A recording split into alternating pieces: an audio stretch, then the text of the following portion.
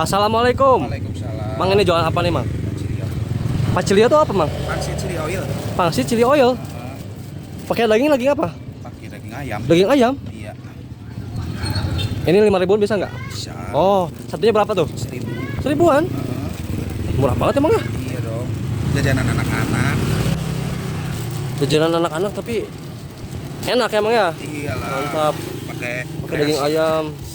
Terus chili oil mana nih? Ini Oh, ini ya.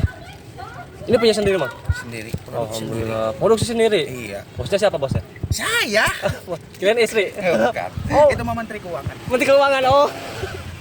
Beda bos sama Menteri Keuangan ya? Heeh. Oh, gitu ya. Oh. Masya Allah. Emang jalannya udah berapa lama, Mang? Nah, udah mau jalan dua tahun. 2 tahun. Heeh.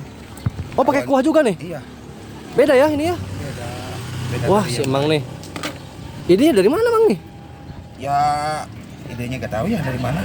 Tahu coba-coba aja dulu. Coba-coba aja dulu. Heeh.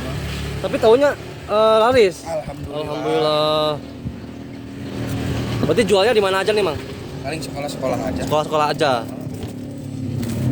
Jadi ngincer anak-anak sekolah ya? Iya, soalnya kan anak sekolah mah seneng pedas-pedas. Sukanya ya? Pedas, apalagi cewek. Iya. Paling suka pedas-pedas emang ya.